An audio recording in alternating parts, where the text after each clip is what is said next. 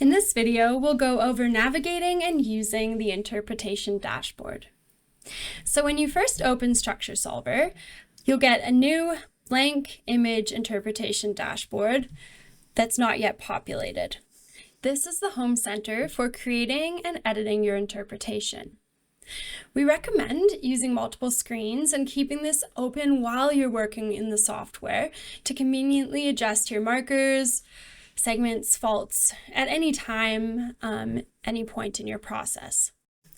While you can start here from a blank image to sketch out ideas or a learning exercise, really freestyling without imagery data, let's start with an example for today. All right, here's our example. Let's click Interpret and Show Interpretation Dashboard. If you're opening a StructureSolver project that's already been interpreted, this is where you can come to situate yourself with what's what in that project. So here you can see all of the different curves in the file, as well as details on how they are styled, so you can see what they are, and then also the stratigraphic flags, compaction curves, models, area depth graphs, and Petrel links associated with each curve. Where we'd usually start is defining a new curve category. So let's take a look there. Here you can add faults, horizons, and markers, specifying appearance traits and names. And then for markers and horizons, you can also specify an age, a stratigraphic flag, and for horizon specifically, a compaction curve for the underlying unit. Let's say I'm drawing a sea surface. I'll click OK. And now this has been defined. This will automatically become the active layer for drawing the new curve. Awesome. Okay, so the next thing would be deleting that because we don't actually need that one. That button's right there in the bottom right. If you would like to duplicate any particular curve, you can click Duplicate Curve Category in the bottom left.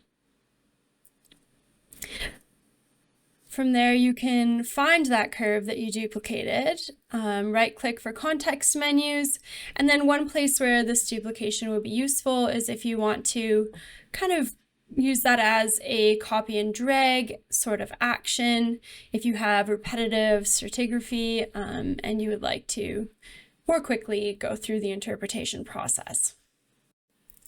The last of these outer buttons at the bottom of the dashboard is Redefine Curve Category. That lets you change the curve type for the selected curve.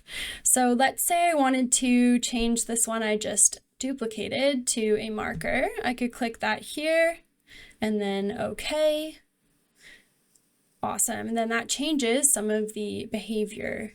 So important to correctly set your curve types.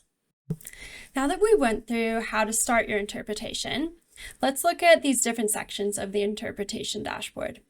So in the top left, you can click Show Hide for all of your interpretation parts, or just selected parts. So now I've hidden the fault. I'll make that show again. You can change the sorting, so type and depth is what's currently selected. You can also use age-based sorting if you have age data. Type and name, display order. So that's something you can do to also help easily multi-select within the dashboard.